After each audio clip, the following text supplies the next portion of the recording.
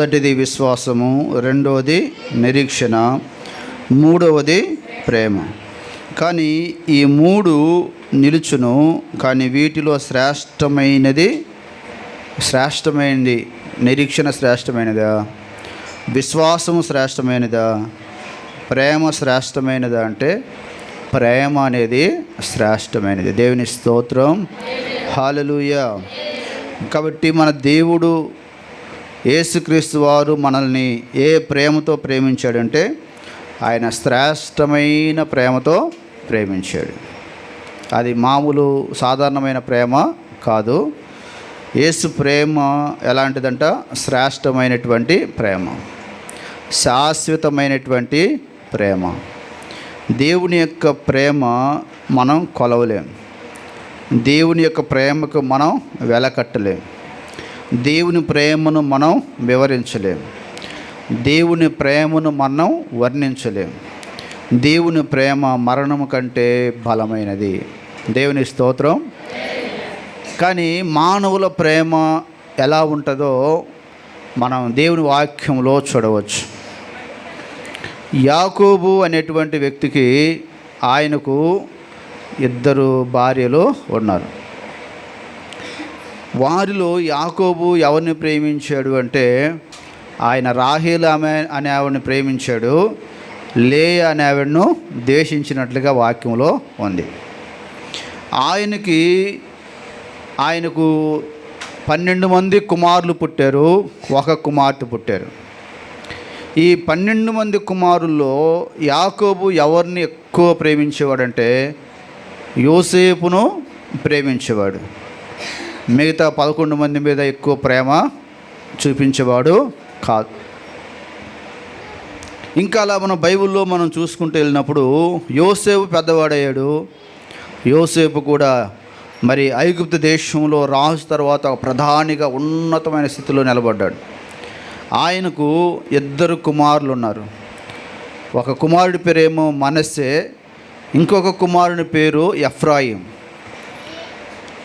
ఈ యోసేపు ఎవరిని ప్రేమించాడంటే మనస్సే అనే వ్యక్తిని ప్రేమించాడంట. ఎవరిని ప్రేమించాడు? మనస్సే అనే వ్యక్తిని ప్రేమించాడు. ఎఫ్రాయిం అనే వ్యక్తిని ప్రేమించలేదు.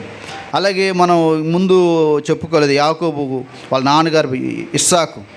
ఆ ఇస్సాకు అనే వ్యక్తికి 2 కుమారులు పుట్టారు. ఆ 2 కుమారులు పుట్టినప్పుడు ఒక ఆయన పేరేమో ఏశావు, ఒక ఆయన పేరేమో యాకోబు.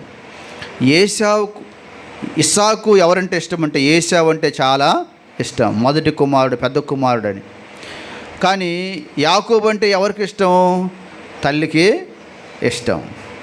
తల్లికేమో చిన్న కుమారుడు అంటే ఇష్టం, తండ్రికేమో పెద్ద కుమారుడు అంటే ఇష్టం. అంటే ఒక తల్లి కడుపులో పుట్టిన బిడ్డల మీద తల్లిదండ్రుల ప్రేమ ఎలా ఉంటుందంటే ఒకళ్ళ మీద ఎక్కువ ప్రేమ, ఒకళ్ళ మీద తక్కువ ప్రేమ కదా. మనం చూసుకుంటూ వస్తూ ఉంటే ప్రతి ఇంట్లో, లేకపోతే ప్రతి మన బైబిల్ ఇప్పుడు ఇస్సాకు విషయంలో కానీ, యాకోబు విషయంలో కానీ, యోసేపు విషయంలో కానీ ఇలాగ మనం చూస్తూ వచ్చినప్పుడు ఆ తల్లిదండ్రుల మధ్యలోనే ప్రేమ అనేది ఎలా కనపడుతూ ఉంది?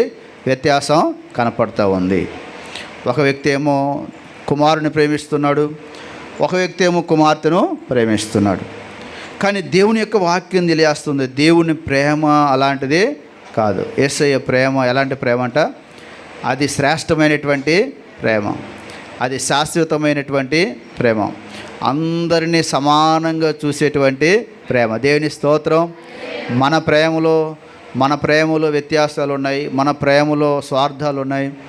మనం చూపించే ప్రేమలో ఒక కంటితో ఒకరిని చూస్తాం. కానీ దేవుని ప్రేమ అలాంటిది కాదు. ఒకే ప్రేమతో అందరినీ ఒకేలాగా ప్రేమించాడు. నీతిమంతులను ఒకేలాగా ప్రేమించాడు ఆయన, పాపులను ఒకేలాగా ప్రేమించాడు. అలాంటి ప్రేమ కావాలి, అలాంటి వ్యక్తులుగా బ్రతకాలి మనం, అలాంటి విశ్వాసులుగా ఉండాలి, అలాంటి భక్తి కలిగిన వారిగా ఉండాలని దేవుని యొక్క వాక్యం తెలియజేస్తూ ఉంది. చాలామంది ఆ లోకంలో మనం చూస్తాం కదా, ఒక ఆయన తల్లిదండ్రులే కొడుకుని ఎక్కువ ప్రేమించేవారు కొంతమంది ఉన్నారు, అలాగే పిల్లల్ని కుమార్తెను చిన్నచూపు చూసేవాళ్ళు కొంతమంది ఉన్నారు. కొంతమంది కుమార్తెను ఎక్కువ ప్రేమించేవారు ఉన్నారు, కుమారుని చిన్న చూపు చూసేవారు ఉన్నారు. కాబట్టి అలాగ ఉండటానికి వీలు లేదు, అందరిని ఒకేలాగా అందుకే పిల్లలు పెద్దవాళ్ళు అయిన తర్వాత ఎందుకు వాళ్ళకి కోపం దేశం వచ్చేదంటే, నువ్వు చిన్నప్పుడు నన్ను ఇలా చూసావు, వాడిని అలా చూసావు, అందుకే నువ్వంటే నాకు ఇష్టం లేదు. బైబిల్లో మనం చూస్తాం కదా, అక్కడ ఈ యాకోబుకు 12 మంది కుమారులు పుట్టినప్పుడు ఈ 11 మంది యోసేపును యాకోబు ఎక్కువ ప్రేమించటం వలన 11 మంది అన్నదమ్ములందరూ కూడా యోసేపుకు మరి వ్యతిరేకంగా యోసేపును చంపడానికి వారు సిద్ధమైపోయారు. అన్నదమ్ములే, సొంత అన్నదమ్ములు యోసేపును చంపడానికి ఏం చేశారంట, సిద్ధమైపోయి లాస్ట్కు ఆయన్ను కొట్టి తీసుకెళ్ళి గోతులో పడేసి ఆయన షర్టు పట్టుకొని, నువ్వు రోజు మంచి షర్టు కొనుక్కుంటావు, మాకేమో మంచి షర్ట్లు నాన్న కొనివ్వరు, నీకు పూల చొక్కాలు కావాలా, మంచి డ్రెస్సులు కావాలని చెప్పి ఆ డ్రెస్ మొత్తం చింపివేశారు, లాగివేశారు, కొట్టారు, తీసుకెళ్ళి గోతులో పడేశారు. గోతులో పడేసి కొంతమంది అన్నారు, ఈయన్ని ఇక్కడే చంపేద్దామన్నారు. వాళ్ళు కొందరు ఎందుకురా చంపడం, వాడిని అమ్మేద్దామరా అని చెప్పేసి ఏరే వాళ్ళకు అమ్మేస్తే యోసేపు వాళ్ళ నాన్నకి అమ్మకు దూరం అయిపోయి చాలా సంవత్సరాలు వెళ్ళిపోయి అందరూ చనిపోయారు. తర్వాత తిరిగి వచ్చేసి ఏమన్నారంటే, నాన్న ఒక్కడినే పంపించావు, తమ్ముడిని మృగజీవాలు ఈ జంతువేదో అతని మీద పడి అతన్ని చంపేశాయి, అతని షర్ట్ ఒకటే మాకు దొరికింది, చూడు రక్తంలో మునిగిపోయి ఉంటాం చూసి ఈ షర్టు పట్టుకొని వచ్చామని చెప్పి అబద్ధాలు చెప్పారు. కాబట్టి పిల్లరా, దేవుని వాక్యం ద్వారా దేవుడు మనకు చెప్పే మాట ఏంటంటే, దేవుని బిడ్డలుగా మనం ఒక శ్రేష్టమైన ప్రేమ మనం చూపించాలి. శ్రేష్టమైన మంచి ప్రేమతో పిల్లరా ఈ లోకంలో చూపించాలి. మన బిడ్డల పట్ల కానీ, స్నేహితుల పట్ల కానీ, అన్నదమ్ముల పట్ల కానీ, పిల్లరా ఇరుగు పొరుగు వారి పట్ల మనం దేవుని ప్రేమను పంచేవారిగా మనం ఉండాలి. దేవుని స్తోత్రం. ఎందుకు మనం దేవుని యొక్క ప్రేమను పంచేవారిగా ఉండాలంటే, అసలు ఈ లోకంలో మనం ఎలాంటి వారిమంటే అసలు నిష్ప్రయోజనకరమైన వారిమంట. ఎవరి మనం? నిష్ప్రయోజనం అంటే అర్థం ఏంటి చెప్పండి? ప్రయోజనము లేనివాడు. నువ్వెందుకు పనికిరాని వాడివి, నువ్వెందుకు ఉపయోగం లేనటువంటి వ్యక్తివి, నువ్వు దేనికి పనికిరావు, నువ్వు దేనికి ఉపయోగం లేదు, నువ్వు పుట్టి వేస్ట్, నువ్వు బ్రతికి వేస్ట్, నువ్వు చదివి వేస్ట్, నువ్వు జీవించి వేస్ట్ అని కొన్నిసార్లు పిల్లరా మనల్ని ఎలా ఉంటారంటే, నువ్వు దేనికి నిష్ప్రయోజనకరమైన వాడివి అనేటువంటి లెక్కకి వస్తారు. కానీ ఈ లోకపు దృష్టికి ఒకవేళ నిష్ప్రయోజనకరమైన వ్యక్తి ఏమో, కానీ నీవు దేవుని దృష్టికి ప్రయోజనకరమైన వ్యక్తివి. దేవుని స్తోత్రం. మన దేవుడు అలాగ ప్రేమించే దేవుడు ఆయన, మన దేవుడు అలాగ కృప చూపే దేవుడు ఆయన, మన దేవుడు అట్టి రీతిగా మనకు సహాయం చేసే దేవుడు. ఒక ఆయన ఉన్నారు, ఆయన పేరు ఫిలోమన్. ఆయన ఒకప్పుడు ఈ పౌలు గారు దేవుని యొక్క వాక్యం బోధించుతున్నప్పుడు ఆ వాక్యం ద్వారా రక్షించబడ్డాడు. ఈ ఫిలోమన్ అనే వ్యక్తి రక్షించబడి వారి ఇంట్లోనే ప్రార్థన పెట్టుకునేవాడు. ఆ ప్రార్థన ద్వారా ఒక సంఘం అనేది ఆ ఇంట్లో ఏర్పాటు చేయబడ్డది. ఆ యొక్క ఇంట్లో ఆ ఫిలోమోను యొక్క కుమారుడు పేరు పిల్లరా అర్కిఫా. ఆయన కుమారుడు పేరు అర్కిఫా. ఆయన మరి పౌలు గారితో పాటుగా దేవుని సేవలో పాల్పంపులు పొందేవాడు. ఈ ఫిలోమోనుకు భార్య ఉంది, ఆమె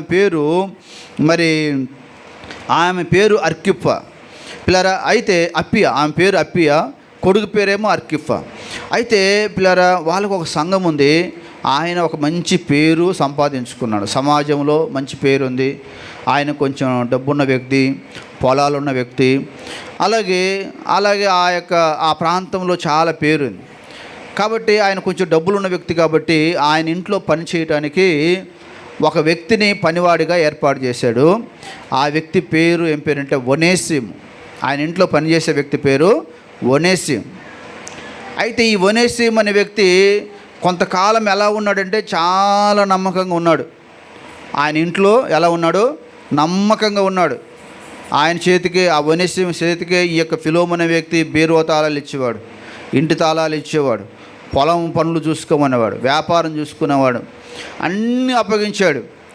మరి ఒకరోజు ఏమైందో తెలియదు, ఈ ఒనేసిం అనే వ్యక్తి ఆ యొక్క యజమానికి తెలియకుండా కొంచెం డబ్బు, ఒక ధనం దొంగిలించి ఆ ఇంట్లో నుండి పారిపోయాడు.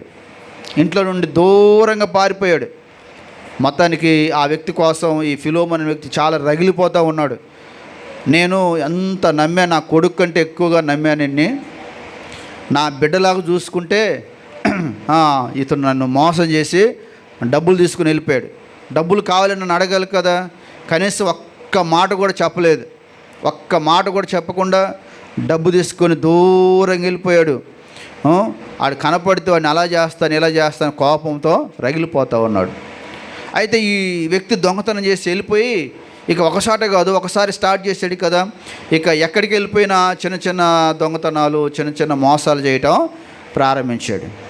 మొత్తానికి ఒకరోజు పిల్లరా పోలీసులు పట్టుకున్నారు అతన్ని.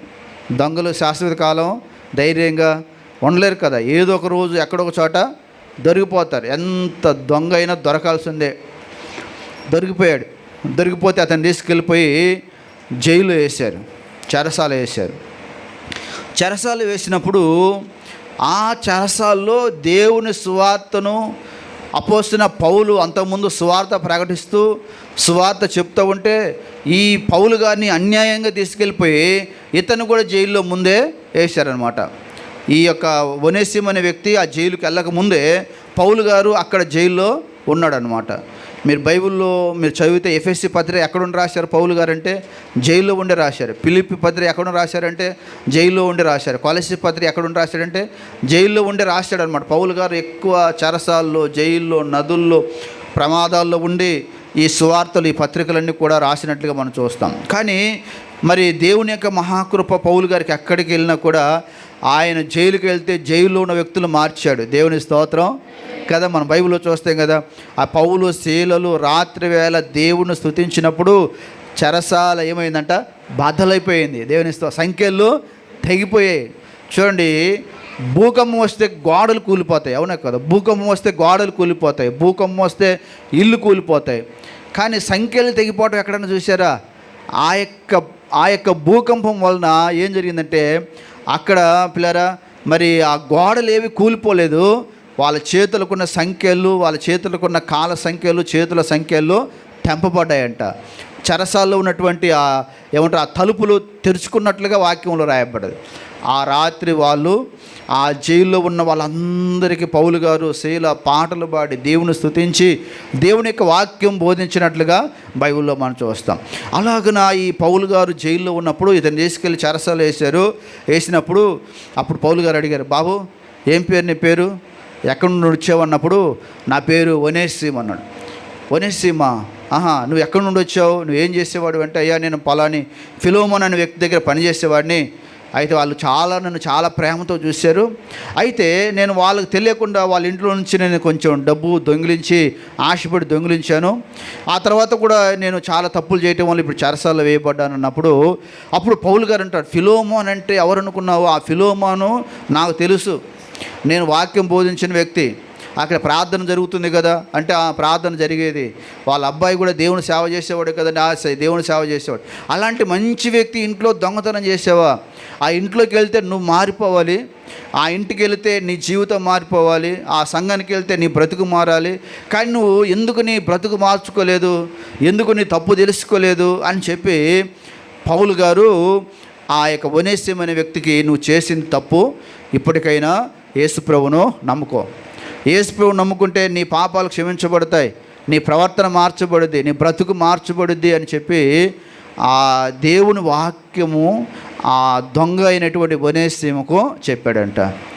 ఎప్పుడైతే దేవుని యొక్క వాక్యం ఒనేసిముకు చెప్పాడో అతడు కన్నీటితో ప్రార్థన చేసి ఆయన పాపాలు ఒప్పుకొని ఆ పాపాలు విడిచిపెట్టి ఆ జైల్లో చాలా లేకపోతే 1 సంవత్సరం 2 సంవత్సరాలు పౌలు గారు ఉన్నంతసేపు చాలా భక్తిని కనపరిచాడు.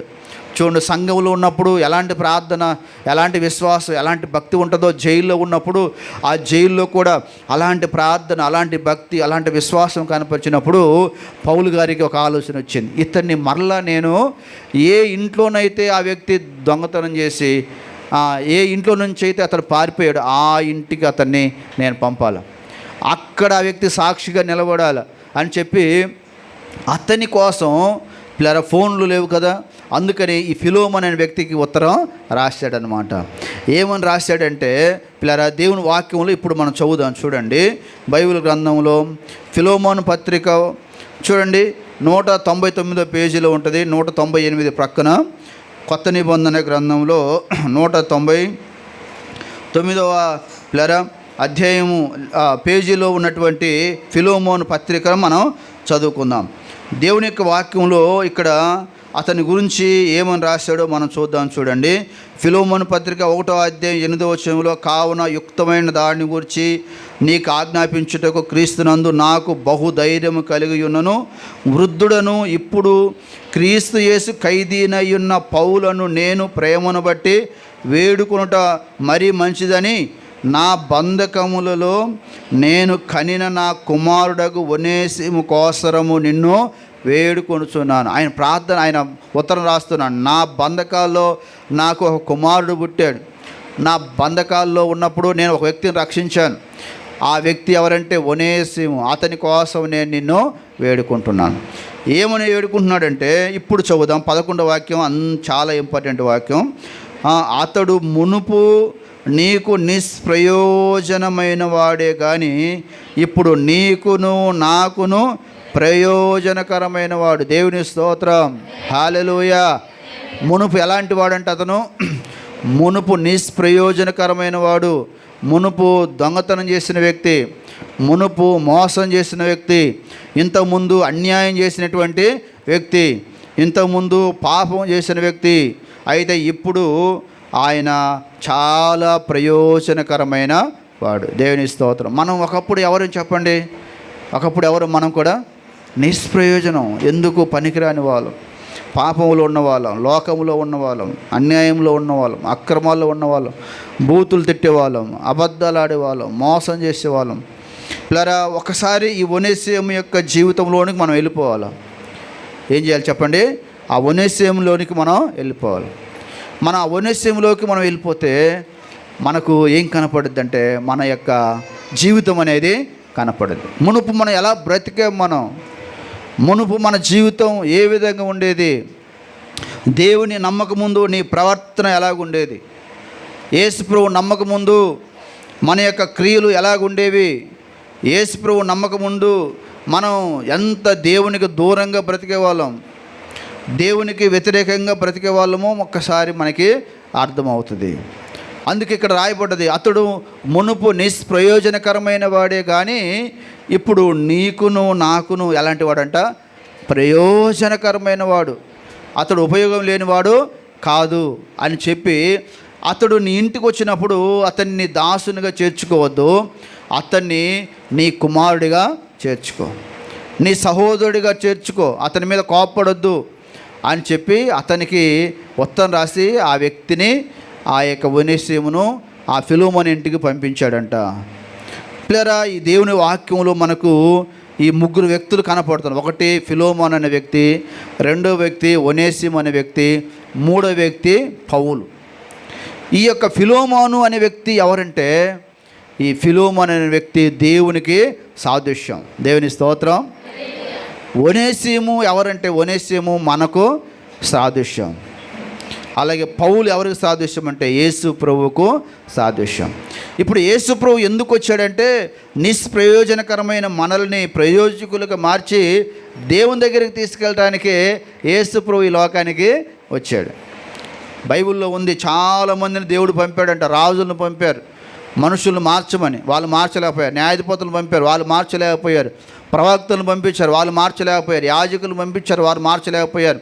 ఎందుకంటే వారు కూడా మానవులే. కానీ యేసు క్రీస్తు లోకానికి వచ్చిన తర్వాత ఆయన ప్రేమను ప్రజలకు పంచి, పిల్లరా, ఆయన ప్రేమ ద్వారా మనందరం కూడా మన దేవునికి సమీపస్తులుగా మనం మార్చబడి. అందుకే యేసు ప్రభు చెబుతాడు, నేను పాపులను రక్షించడానికి లోకానికి వచ్చాను, నశించిన దాన్ని వెదకి రక్షించి దేవుని యొద్దకు తీసుకుని వెళ్ళటానికి ఈ లోకానికి వచ్చానని పిల్లరా ప్రభువారు చెప్పారు. కాబట్టి దేవుని యొక్క వాక్యం ద్వారా దేవుడు జ్ఞాపకం చేస్తున్నాడు.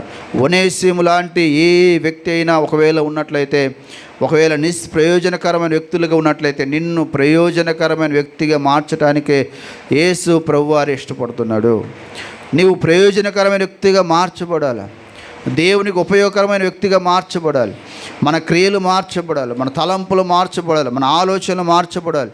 పిల్లరా, దేవునికి మనం పవిత్రమైన పరిశుద్ధమైన జీవితం జీవించాలని దేవుడు కోరుతున్నాడు. యేసుప్రభు ఎలాంటి వాళ్ళని మార్చాడు పిల్లరా? ఎలాంటి వారిని మార్చాడు? సమరయ స్త్రీ లాంటి వ్యక్తిని దేవుడు మార్చాడు. ఆమెకు 6 మంది భర్తలంట. అలాంటి వ్యక్తిని దేవుడు మార్చాడు. ఆవిడంటది, నేను చేసినవన్నీ చెప్పిన ఒక వ్యక్తి ఉన్నాడు, ఆయన ఎవరు కాడు, ఆయన లోక రక్షకుడు.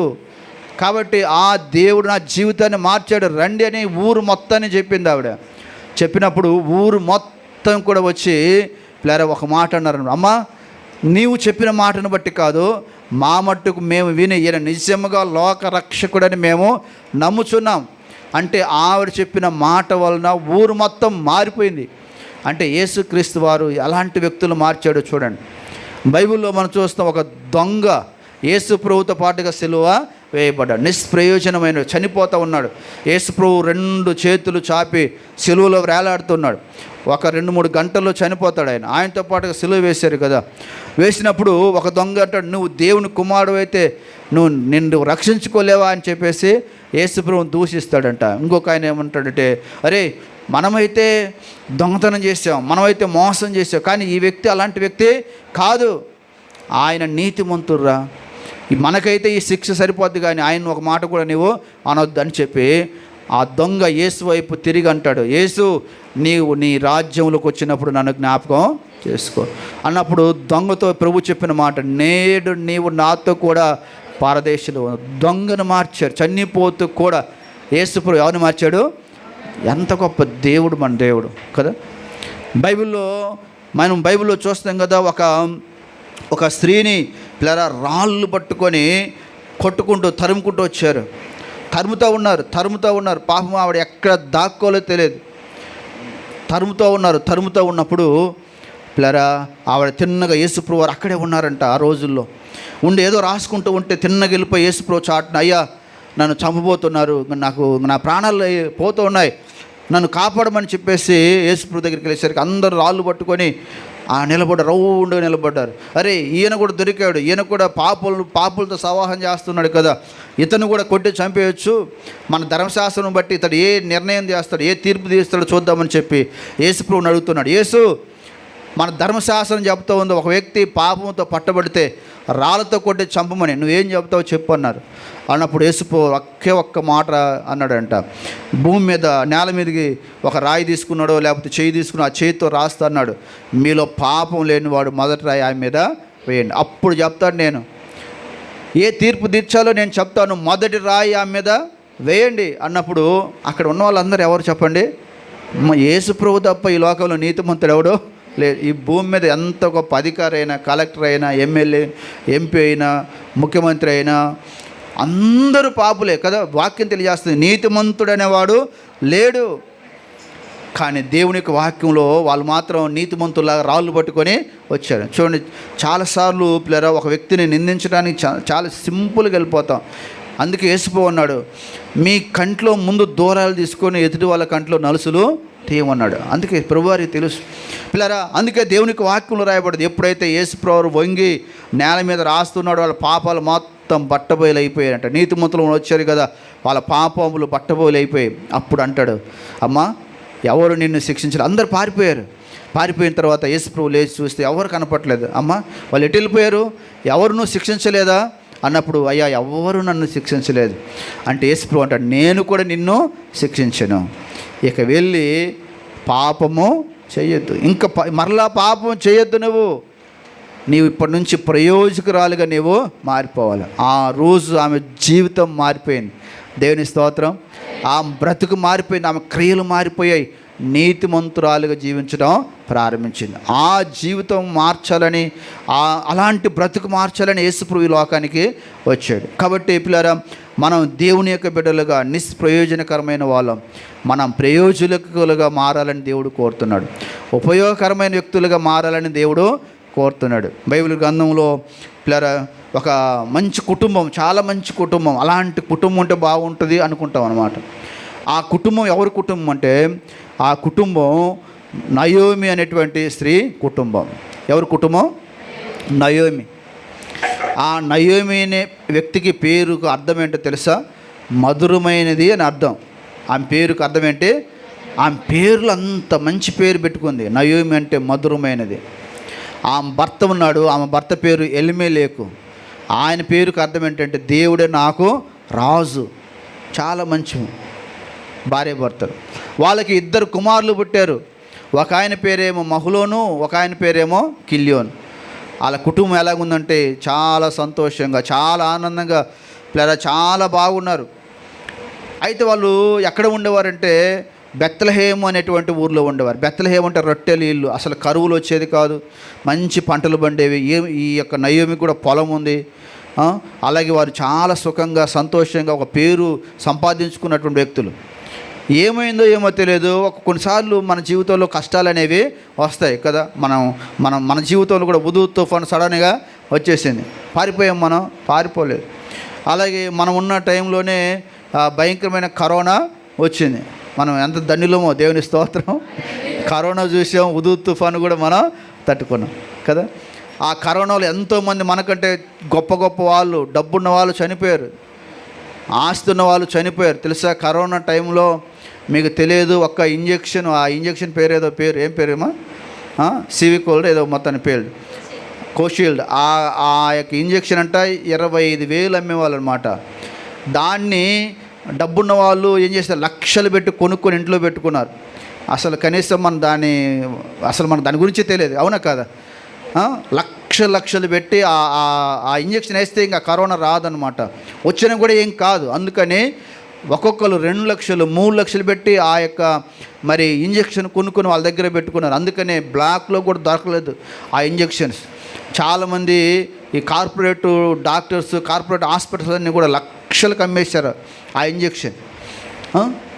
కానీ అలాంటి టైంలో కూడా మనం ఎంత గొప్ప ధన్యులం, అవునా కదా. చాలామంది డబ్బున్న వాళ్ళు ఆక్సిజన్లు కొనుక్కొని ఇంట్లో పెట్టుకున్నారు. తెలుసా మీకు, పెద్ద ఆక్సిజన్స్ ఉన్నాయి కదా, వాళ్ళ దగ్గర డబ్బులు ఉన్నాయి కాబట్టి తీసుకెళ్ళిపోయి ఇంట్లో పెట్టుకొని అందరూ ఆక్సిజన్ తోటి వాళ్ళు బ్రతికారు. కొంతమంది ఆ ఆక్సిజన్ పెట్టినా కూడా చాలామంది చనిపోయారు. కానీ మనం కనీసం వాళ్ళు మన ఎదురుగా వచ్చి తుమ్ముతున్నా కూడా మాస్క్ కూడా సరిగా పెట్టుకుని వాళ్ళు చాలామంది ఉన్నారు, అవునా కదా. అంటే అంత ధైర్యంగా మనం బ్రతికాం. దేవుని యొక్క మహాకృపను బట్టి దేవుడు మనందరినీ సజీవులుగా ఉంచాడు. అయితే పిల్లరా, ఈ యొక్క నయోమి కాలంలో వాళ్ళకి ఏమొచ్చిందంటే ఒక కరువు వచ్చింది. ఆ సంవత్సరం వర్షాలు పడలేదేమో, కరువు వచ్చేసరికి ఆ భర్త ఇద్దరు మాట్లాడుకున్నారు. కరువు వచ్చేసింది, పక్కనే మోయాబు దేశం ఉంది, ఆ దేశానికి వెళ్ళిపోదాం అంటే భర్త అన్నాడేమో, ఇక్కడ ప్రార్థన ఉంటుంది, ప్రార్థన ఎందుకు వదిలిపెడతాం, ప్రార్థన ఏముంది, 1 సంవత్సరం కదా మరలా వచ్చేయచ్చు కదా.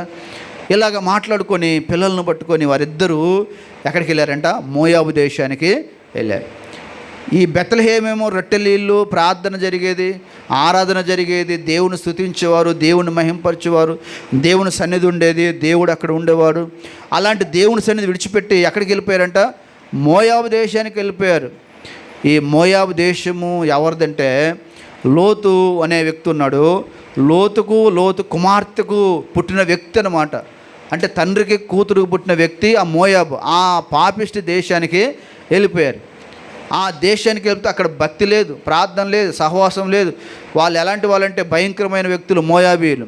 అక్కడికి వెళ్ళిపోయి 1 సంవత్సరం ఉన్నారు, సంవత్సరం వస్తూ ఉన్నారు, సంవత్సరంలో రాలేదు, 2 సంవత్సరాలు ఉన్నారు, 3 సంవత్సరాలు ఉన్నారు, అలాగే 10 సంవత్సరాలు ఉండిపోయారు. ఉన్న తర్వాత అక్కడే ఇల్లు కట్టుకొని, అక్కడ వ్యాపారం పెట్టుకొని, ఆ బెత్లెహేము మనకు అవసరం లేదు, ప్రార్థన లేకపోయినా పర్వాలేదు, దేవుడు లేకపోయినా పర్వాలేదు అని చెప్పి అక్కడే ఉండి ఇద్దరు ఏం చేశారంట, 2 కొడుకులు పెద్దవాళ్ళు అయ్యారు. పెద్దవాళ్ళు అయిన తర్వాత ఆ మోయాబు స్త్రీలను తీసుకొచ్చి ఈ యొక్క దేవుని బిడ్డలకు పెళ్ళి చేశారు. దేవుని బిడ్డలకు పెళ్లి చేసిన తర్వాత పిల్లలు ఎవరు అలాగా జరగాలని కోరుకోము, ఏ వ్యక్తి కూడా. అయితే దేవుని యొక్క వాక్యంలో రాయబడ్డది, వివాహమైన తర్వాత ఆ యొక్క నయోమి యొక్క భర్త, ఆయన పేరు ఎలిమెలెకు, భర్త చనిపోయాడు. ఆవిడ కృంగిపోయి ఏడవటం ప్రారంభించింది. అయ్యో, నా భర్త ఆరోగ్యంగా ఉన్నాడు, సంతోషంగా ఉన్నాడు, ఏమైపోయింది నా భర్తకి, ఎందుకు ఇలా జరిగిందని ఏడుస్తూ ఉండగానే మరలా 2వ కుమారుడు చనిపోయాడు. అలాగే ఇంకో కొన్ని రోజులు ఉండేసరికి 3వ కుమారుడు కూడా చనిపోయాడు. భర్తను కోల్పోయింది. పిల్లరా, 2 కోడలు తీసుకుని వచ్చింది, కొడుకులు కూడా చనిపోయారు. చూడండి ఆ కుటుంబం ఎంత దిక్కుదోచని స్థితిలో ఉంటుందో చూడండి, ఎంత బాధలో ఉంటారో చూడండి, ఎంత వేదనలో ఉంటారో చూడండి, ఎంత కన్నీటితో మునిగిపోతారో చూడండి, ఎంత నరకం ఉంటుందో ఆ ఇంట్లో, ఎంత వేదన ఉంటుందో. ఇక నయోమి మధురమైంది కదా, ఇక ఆవిడ ఏడవనటువంటి రోజు లేదంట, ఏడవని రోజు లేదు. దుఃఖం కలదైపోయింది, చింతాక్రాంతురాలైపోయింది. ఇక రోజు అంత అందంగా ఉండేది, భర్త చనిపోయేసరికి, పిల్లలు చనిపోయేసరికి ఇంకా ఆమె మొత్తం అందమంతా కోల్పోయింది. పిల్లరా చాలా సౌందర్యంగా ఉండేది కోల్పోయింది, మధురంగా ఉండేది కోల్పోయింది. ఇక చాలా దుఃఖంలో మునిగిపోయి ఒకరోజు ఇద్దరు కోడల్ని పిలిచి అడుగుతానమాట, అమ్మ నేను భర్తను కోల్పోయాను, నేను మిమ్మల్ని పోషించలేను. పిల్లలు ఉన్నారనుకుంటే ఇద్దరు కుమారులు కూడా లేరు, నేను ఇప్పుడు వృద్ధురాలిని, నేను మిమ్మల్ని పోషించలేను. మీరు యవ్వన కాలంలో ఉన్నారు, మీ తల్లిదండ్రులు ఇక్కడే ఉన్నారు, కాబట్టి మీరు హ్యాపీగా మీరు మీ తల్లిదండ్రుల దగ్గర వెళ్ళిపోయి, మీరు యవ్వన కాలంలో ఉన్నారు కాబట్టి మీకు ఒకవేళ దేవుని చిత్తం అయితే ఒక మంచి సంబంధం దొరికితే మరలా మీరు వివాహాలు చేసుకోవచ్చు. నేను మిమ్మల్ని ఏమీ ఆటంకపరచను, అభ్యంతరపరచను. ఎందుకంటే నాకు పిల్లలు లేరు, ఇంకా నేనే దిక్కులేని దాన్ని అయిపోయాను. కాబట్టి మీరు వెళ్ళిపోమన్నప్పుడు వాళ్ళలో ఒక కోడలు, ఆమె పేరు వార్ఫా, ఆమె వచ్చి అత్తగారిని ముద్దు పెట్టుకొని థ్యాంక్ యూ అత్తమ్మ అని చెప్పేసి ముద్దు పెట్టుకొని టాటా చెప్పి వెళ్ళిపోయింది. ఇంకొక ఆవిడ ఉంది, ఆవిడ కూడా మోయాబీరాలు, ఆమె పేరు రూతు. ఆ రూతు ఆ అత్త దగ్గరికి వచ్చేసి అంటదన్నమాట, ఏంటత్తమ్మ నువ్వు అలాగ మాట్లాడుతున్నావు, నా భర్త చనిపోతే నేను వెళ్ళిపోవాలా, ఎందుకు వెళ్ళిపోవాలి నేను, నువ్వు నాకు తోడుగా లేవా అని చెప్పి అత్తతో అంటది. నువ్వు ఎక్కడికి వెళ్ళిపోతే నేను అక్కడికి వస్తాను, నువ్వు ఏ దేవునికి ప్రార్థన చేస్తావో ఆ దేవుని నేను ప్రార్థన చేస్తాను, అలాగే నీవు ఎక్కడ నివాసం ఉంటావో అక్కడే నేను కూడా నివాసం ఉంటాను, నువ్వు ఒకవేళ ఎక్కడ చనిపోతావో అక్కడే నేను కూడా చనిపోతాను, అక్కడే నేను కూడా సమాధి చేయబడతాను తప్ప మరణము తప్ప నిన్ను నన్ను ఎవరు వేరు చేయడానికి వీలు లేదు అని చెప్పి ఆ అత్తను ఏం చేసి ఆ ముసలావిడిని ఈ కోడలు ఏం చేసిందంట, హత్తుకుందంట. పెద్ద ఆవిడైతే ముద్దు పెట్టుకుని వెళ్ళిపోయింది, కానీ చిన్న కోడలు ఏం చేసింది, ఆ అత్తను హత్తుకుంది, ఆ ముసలామిని హత్తుకొని అంటదనమాట, నీతో పాటుగా నేను వస్తాను, నువ్వు ఎక్కడికి వెళ్ళాల్సిన పని లేదు, నా తల్లిదండ్రులు ఇక్కడ ఉన్నా, నా తల్లిదండ్రులు విడిచిపెడతాను నేను, నువ్వు భయపడొద్దు అని చెప్పి ఆ అత్తతో పాటుగా బెత్లెహేమునకు ప్రయాణం అయ్యిందంట. చూడండి, ఒక నిష్ప్రయోజనకరమైన వ్యక్తి ప్రయాణం అయిపోయింది. రూతు తన తల్లిదండ్రులను విడిచిపెట్టింది, జన్మభూమిని విడిచిపెట్టింది, ప్రయాణమై వెళ్తూ ఉన్నారు. ఆ నయోమి ఒకప్పుడు వెళ్ళేటప్పుడు 10 సంవత్సరాల క్రితం ఎలాగ ఉండేది, చాలా యంగులో ఉండేది, చాలా అందంగా ఉండేది. తిరిగి 10 సంవత్సరాల తర్వాత తిరిగి వెళ్తూ ఉంటే పొలాల్లో పని చేసుకునే వాళ్ళు అందరూ చూస్తూ ఉన్నారు, ఎవరెవరు ఈవిడా, ఎప్పుడో చూసాం కదా ఈవిడ, నువ్వు నయోమి కదా అని చెప్పేసి అడుగుతూ ఉంటే ఆవిడంటది, అమ్మ నన్ను ఇప్పటి నుంచి నయోమి అని మీరు పిలవద్దు, నేను నా జీవితం చేదైపోయింది, నేను దేవుని విడిచిపెట్టిన తర్వాత నా బ్రతుకు పాడైపోయింది, నేను దేవుని సన్నిధి విడిచిపెట్టిన తర్వాత నా భర్త చనిపోయాడు, నా బిడ్డలు చనిపోయారు, ఇక మీదట నన్ను మధురమైనది నయోమని అనవద్దు, మీరు నన్ను ఏమని పిలుస్తారంటే మారని పిలవండి, చేదని పిలవండి, ఎందుకంటే నేను మనోదుఖంలో మునిగిపోయాను, సర్వశక్తుడు నాకు చాలా నష్టం కలుగు చేశాడు, నేను చాలా దుఃఖములో ఉన్నాను, ఇక మీద నన్ను మారని పిలవండి అని చెప్పి వాళ్ళందరూ అంటారన్నమాట, ఎందుకమ్మా అంత పని చేసావు, కష్టం వస్తే మేమందరం ఈ ఊర్లో లేమా, నువ్వెందుకమ్మా ఆ ఊరు వెళ్ళిపోయావు, అక్కడ నీకు ఎవరు ఉన్నారమ్మంటే నేను ఇప్పుడు వర్ణించడానికి నా వల్ల కాదు, అయిపోయింది, అదంతా అయిపోయింది అని చెప్పేసి ఆవిడ ఇంటికి వచ్చిందంట. ఊరు వచ్చి చూస్తే ఇల్లు ఎలాగుందంటే మొత్తం ఎలా ఉంటుంది చెప్పండి, బూజు బట్టి వండిపోయింది, పాడైపోయింది, ఇల్లంతా పాడైపోయింది. 10 సంవత్సరాల ముందు చాలా బాగుండేది, ఇల్లంతా పాడైపోయింది. ఇంట్లో ఒక్క బియ్యం గింజ లేదు, ఒక ధాన్యపు గింజ లేదు. 2 స్త్రీలు పిల్లరా, ఒకరోజు ఎవరన్నా భోజనం పెడతారు, 2 రోజులు పెడతారా, పెట్టరు కదా. ఇక అత్త కోడలు ఇద్దరు ఎలా బ్రతుకుతున్నారంటే నీళ్ళు తాగి బ్రతుకుతున్నారంట, తినటానికి ఆహారం లేదు, ఉండటానికి ఇల్లు లేదు. అప్పుడు కోడలు వచ్చి, అత్తమ్మ నేనంటే ఒక 2 రోజులు 3 రోజులు బ్రతకగలుగుతాను, వారం బ్రతుకుతాను, నీవేమో ముసలావిడ వృద్ధురాలివి, మొత్తం చిక్కిపోయావు, ఇప్పుడే చాలా కష్టంలో ఉన్నావు, కాబట్టి మనం ఏదో ఒక పని చేసుకుంటే బాగుంటుంది అన్నప్పుడు ఆ అత్త అంటుంది, అమ్మ నువ్వు యవనస్తురాలు, నిన్ను నేను ఎలాగా ఊర్లోకి వదిలిపెట్టగలను, మరి ఊర్లో ఉన్న వాళ్ళు మంచి వాళ్ళు కాదు అంటే ఆవిడంటది, నా ప్రవర్తన బాగుంటే నన్ను ఎవడు తాగటానికి వీల్లేదు, కాబట్టి నేను వెళ్తాను అని చెప్పేసి నేను ఆ పొలాల్లోకి వెళ్ళిపోయి పరిగెరుకొని వస్తాను అత్తమ్మ అని అంటదనమాట.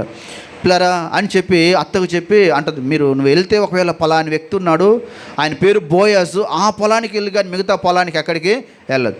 ఆ బోయాజ్ అనే వ్యక్తి పొలానికి వెళ్ళిందంట. ఆవిడ వెళ్ళేసరికి అక్కడ పనివారందరూ కోతలు కోస్తున్నారు, యావలు కోత కోస్తున్నప్పుడు ఈ యవనస్తులు కదా పని చేసేది, కానీ ఈ యవనురాలేమో వాళ్ళు కోతలు కోసుకుంటూ వెళ్ళిపోతే మిగిలిపోతాయి కదా, పరిగి అంటారంట. ఆ పరిగి ఏరుకుంటా ఉంది ఆవిడ. ఏరుకుంటూ ఉన్నప్పుడు దేవునికి వాక్యం, అప్పుడే ఆ యజమాని వచ్చాడు. ఆయన పేరు బోయాజ్. ఈ వ్యక్తి నయోమికి బంధువు అవుతాడు. ఆయన వచ్చి వాళ్ళందరిని అంటాడు, పని చేసేవాళ్ళని, ఆ కోత కోసేవారిని, యెహోవా మీకు తోడయుండును గాక అని చెప్పగానే వాళ్ళందరూ అన్నారు, అయ్యా దేవుడు నిన్ను ఇంకా ఆస్వాదించాలా, ఇంకా నీ పొలాలు ఆస్వాదించాలి, ఇంకా నీ బిడ్డలు ఆస్వాదించవాలి, నీ కుటుంబం ఆస్వాదించబడాలన్నప్పుడు ఆయన వాళ్ళందరినీ దీవించి అలా చూసేసరికి ఆయన పొలంలో ఒక యవనస్తురాలు ఆమె పరిగెరుకుంటూ ఉంటుంది. ఆమెను పిలుస్తాడు, అమ్మ ఇలారా, ఎవరు నువ్వు అని ఆ పనివాడిని అడుగుతాడు. అయ్యా ఇవిడు ఎవరో కాదు, మీ బంధువు ఉన్నాడు కదా నయోమి, ఆమె కోడలు ఆవిడ అన్నప్పుడు అప్పుడు ఆ యొక్క రూతును పిలిచాడు అనమాట. రూతును పిలిచి ఆ రూత్ తోటి ఈ బోయాజ్ అనే వ్యక్తి మాట్లాడుతున్నాడు, నీవు చాలా ధన్యురాలు రూతు, నువ్వు ఎంత ధన్యురాలు అంటే నీ అత్తకు నువ్వు ఏదైతే చేసావో అదంతా నాకు తెలుసు. నువ్వు ఎంత చేసావో తెలుసా నీ అత్తకి. నువ్వు ఒక కోడలు పారిపోతే నువ్వు పారిపోలేదు, ఆమె భర్తను కోల్పోయి బహు దుఃఖంలో మునిగిపోతే ఆమెను విడవలేదు నువ్వు. అలాంటి మంచి కోడలు నువ్వు, నిన్ను గురించి మేము ఎప్పుడో తెలుసుకున్నాం అని చెప్పేసి ఆయన అన్నప్పుడు ఆవిడంటది, ఏమి తెలిసి ఈ దీనురాల్ని నువ్వు ఇంత కటాక్షం చూపుతున్నావయ్యా, నా గురించి నీకేం తెలుసు అన్నప్పుడు ఆయన మరలా అంటాడు, నీవు నీ తల్లిదండ్రులను నీ జన్మభూమిని విడిచి ఒక వృద్ధురాలిని నువ్వు వెంబడించావు చూసావా, అది నాకు తెలుసు. చూసావా ఆవిడ ఎంత మంచి మనసుందో. చూడండి, భర్త చనిపోయాడు, మామ చనిపోయాడు, ఆ నయోమి దగ్గర ఏమీ లేదు, అయినా కూడా ఆవిడ ఏం చేసిందంట, తన అత్తతో పాటుగా ఉండటానికి తీర్మానం చేసుకుంది. నిజంగా దేవుని కోసం ఒక వ్యక్తి త్యాగం చేస్తే దేవుడు ఎప్పుడు విడిచిపెట్టేవాడు కాదు. నువ్వు దేవుని కోసం నిలబడితే, మంచి కోసం నిలబడితే, న్యాయం కోసం నిలబడితే మన పక్షంగా ఎవరు నిలబడతారు తెలుసా? దేవుడు నిలబడతాడు. ఆయన ఏమన్నాడంటే, నువ్వు నీ దేశాన్ని, నీ జన్మభూమిని, నీ తండ్రి ఇంటిని విడిచి వచ్చావు చూసావా, ఎక్కడికి వచ్చావో తెలుసా నీకు? నువ్వు యెహోవా రెక్కల క్రింద సురక్షితంగా ఉండటానికి నీవు వచ్చావు. కాబట్టి దేవుడు నీకు సంపూర్ణమైన బహుమానం ఇస్తాడు. నువ్వు బహుమానం కోరుకొని రాలేదు, బహుమానం కోరుకోకుండా వచ్చావు. కాబట్టి నీకు దేవుడు ఏమి ఇస్తాడో తెలుసా? సంపూర్ణమైన బహుమానం ఇస్తాడు. అన్నప్పుడు నేను నిష్ప్రయోజనమైన వ్యక్తినయ్యా, నేను భర్తను కోల్పోయిన వ్యక్తిని, నేను మామగారిని కోల్పోయిన వ్యక్తిని, నేను వృద్ధురాలైన అత్తను వెంబడిస్తున్నాను, నాకేం ప్రయోజనం, నా జీవితం ఇంతే అన్నప్పుడు ఆయన అంటున్నాడు, దేవుడు నీకు ఎలాంటి బహుమానం అంటే మామూలు బహుమానం కాదు, సంపూర్ణమైన బహుమానం దేవుడు నీకు ఇస్తాడు. దేవుని స్తోత్రం. ఆ తర్వాత ఏం జరిగిందో తెలుసా? ఏ వ్యక్తి పొలంలోకి అయితే వెళ్ళింది ఆవిడ, ఆమె మంచితనాన్ని బట్టి ఆ వ్యక్తే ఆమెను వివాహం చేసుకున్నాడంట. ఆ వ్యక్తి ఆమెను వివాహం చేసుకున్నాడు. ఇంకా చాలా అద్భుతమైనటువంటి గొప్ప ఆ అదృష్టం ఆ రూతు జీవితంలో ఏం పొందుకుందో తెలుసా? ఒక నిష్ప్రయోజనమైనటువంటి స్త్రీ, ఉపయోగం లేనటువంటి ఆ వ్యక్తిని దేవుడు ఎలా దీవించాడంటే, ఆమె వంశంలో నుండి దావీదు పుట్టాడు. దేవుని స్తోత్రం. ఆ దావీదు మాత్రమే కాదు, యేసు ప్రభు పుట్టాడు ఆ వంశంలో నుండి. దేవుని స్తోత్రం చెప్పండి. ఎవరు పుట్టారు? ఆ తీసివేయబడినటువంటి ఆ రూతు జీవితంలో నుండి, నిష్ప్రయోజనకరమైన ఆ జీవితంలో నుండి, ఆమె కడుపులో నుండి ఎవరు వచ్చారంటే మహారాజు దావీదు పుట్టాడు. అంతేకాదు, లోక రక్షకుడే యేసు ప్రభు పుట్టాడు. మీరు మత్తయి సువార్త చదివితే మత్తయి సువార్తలో రాయబడింది, రూతులో నుండి యేసు ప్రభు పుట్టాడు అని ఉంది అన్నమాట. ఎంత గొప్ప ధన్యులు. మనం అనుకుంటాం, వీళ్ళు ఎందుకు పనికిరారు, వీళ్ళు ఉపయోగం లేదు, వీళ్ళు అలాంటి వాళ్ళు, ఎలాంటి వారు, అలాంటి వాళ్ళను దేవుడు ఏర్పాటు చేసుకుంటాడు. కాబట్టి ఈరోజు వాక్యం ద్వారా దేవుడు నీతో, నాతో, మనతో మాట్లాడుతున్నాడు. మనం ఒకవేళ నిష్ప్రయోజనకరమైన వ్యక్తులేమో, కానీ దేవునికి నీవు ప్రయోజనకరమైన వ్యక్తి. నీ జీవితం మారుస్తాడు. కాబట్టి నీ జీవితం మారాలంటే, నీ కుటుంబం దీవించబడాలంటే దేవునికి సమర్పించుకోవాలి. ప్రభువా, నేను కూడా నిష్ప్రయోజనకరమైన వ్యక్తిని, ఒనేసిము లాంటి వ్యక్తిని, రూతు లాంటి వ్యక్తిని, నేను కూడా నయోమి లాంటి వ్యక్తిని. మా జీవితాల్లో మేము కూడా ప్రభువా, మేము ఎన్నో కోల్పోయాం, కాబట్టి మా జీవితం నీ చేతులు సమర్పిస్తున్నాం. మమ్మల్ని జ్ఞాపకం చేసుకొని మమ్మల్ని దీవించండి, మమ్మల్ని ఎత్తుకోండి ప్రభు అని ప్రార్థన చేస్తే మన పక్షంగా దేవుడు గొప్ప కార్యం చేస్తాడు. ఆమేన్. ప్రార్థన చేసుకుందాం. దయచేసి కళ్ళు మూసుకుని అందరు కళ్ళు మూసుకుందాం.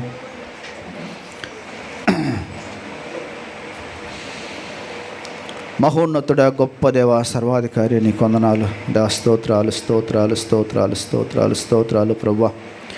దేవా ఈ సమయంలో దేవా మీరు మాకు ఇచ్చిన ఈ గొప్ప అవకాశం బట్టి ధన్యతను బట్టి దేవా నీ కొందనాలు దేవ కృతజ్ఞతాస్తులు చెల్లిస్తున్నాం ప్రభువా. ఆశ్చర్యకరుడా నీ కొందనాలు, అద్వితీయుడా నీ కొందనాలు, సర్వాధికారి నీ కొందనాలు. ఈరోజు వాక్యం ద్వారా దానైనా ఏ బిడ్డతో అయితే మీరు మాట్లాడావో దేవా మీరు వారిని దర్శించమని దేవా ప్రార్థన చేస్తున్నాం. దేవా మేమందరము అవును దేవా నిష్ప్రయోజనకరమైన వ్యక్తులం, ఉపయోగము లేని వ్యక్తులము, మమ్మల్ని నీవు మార్చావు ప్రభువా. అవును దేవా నా జీవితం కూడా నువ్వు మార్చావు ప్రభువా, నా బ్రతుకు కూడా నువ్వు మార్చావు దేవనైనా. నేను కూడా ఎక్కడో మారుమూల ప్రాంతంలో ఉన్న నన్ను దేవనైనా ప్రయోజకుడిగా మార్చావు. అలాగే నేను ఇక్కడున్న నీ బిడ్డల జీవితాలు కూడా మీరు మార్చావు ప్రభువా. ఒకప్పుడు వారు కూడా తండ్రి ఉపయోగం లేని వారు, ఎందుకు పనికిరారు వీరి వల్ల ఏ పని లేదు, ఏ ఉపయోగం లేదని ఎన్నోసార్లు ఎంతోమంది మమ్మల్ని కూడా అన్ని ఉండవచ్చు. అయితే తండ్రి నాయన నువ్వు గొప్ప దేవుడు నాయన, నువ్వు గొప్ప శక్తివంతుడు, ప్రేమ చూపే దేవుడు, దయ చూపే దేవుడు. మా పట్ల దేవా మీ కటాక్షం, మా పట్ల మీ కరుణ, మా పట్ల తండ్రి మీ ప్రణాళిక మీరు ఉంచినందుకే దేవాన్ని స్తోత్రాలు. శ్రేష్టమైన ప్రేమతో మమ్మల్ని ప్రేమించినందుకై దేవాన్ని స్తుతిస్తున్నాం ప్రభా. దేవా మా సంఘాన్ని దీవించండి. ఒనేస్యం లాంటి వ్యక్తులకు ఇంకా ఉన్నాం, మమ్మల్ని జ్ఞాపకం చేసుకుని రక్షణలో నడిపించండి. రూతు లాంటి వ్యక్తులుగా ఉన్నాం, మమ్మల్ని కూడా జ్ఞాపకం చేసుకుని ఆస్వాదించండి. నయం లాంటి వ్యక్తులుగా ఉన్న మా జీవితాలు మీరు మార్చి మీకు ఆశ్రదకరంగా దీవెనకరంగా బ్రతుకుటకు సహాయం చేయమని దేవా ప్రార్థన చేస్తున్నాం. ఈ సమయంలో తండ్రి ఇక్కడున్న ప్రతి బిడ్డను ఈ మధ్యాహ్నం దర్శించండి. వారి జీవితంలో మీ ఆశీర్వాదం పొందుకోవాలి, వారి జీవితంలో ప్రయోజకులుగా మార్చబడాలి, వారి జీవితంలో ఉపయోగకరమైన వ్యక్తులుగా మార్చబడాలి.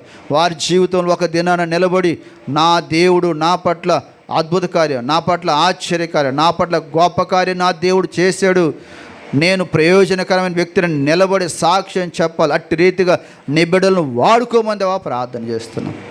ఈ సమయంలో మరొకసారి మిమ్మల్ని స్తుతిస్తూ మీ నామాన్ని మహింపరుస్తూ చేరి వచ్చిన బిడ్డలందరినీ దీవించి క్షేమంగా వెళ్ళి మళ్ళీ క్షేమంగా మేమందరం కలుసుకునే నీ కృపాక్షేమంతో నింపి నడిపించి మహిమ పొందమని యేసు నామములో అడిగి వేడుకొంచున్నాము తండ్రి. మన తండ్రి అయిన దేవుని ప్రేమ, ప్రభువైన యేసుక్రీస్తు వారి కృప, పరిశుద్ధ ఆత్మ సహవాసం, సమాధానం మనందరికీ మన సంఘానికి ఇప్పుడు ఎల్లప్పుడు సదాకాలం తోడైన కాపాడుగాక. ఆమేన్. దయచేసి అందరూ అలాగే ఉండండి. చెరి అందరికీ స్వీట్స్ తెచ్చారు, అందరు తీసుకుని వెళ్ళాలని ప్రేమతో తెలియజేస్తారు.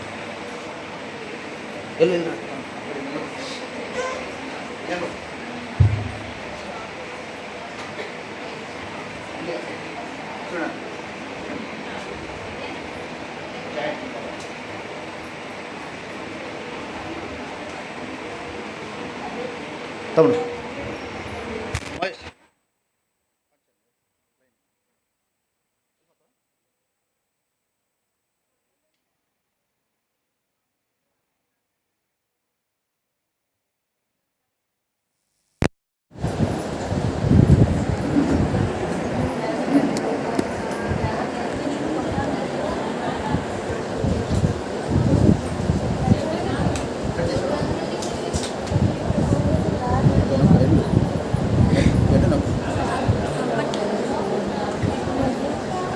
Yeah.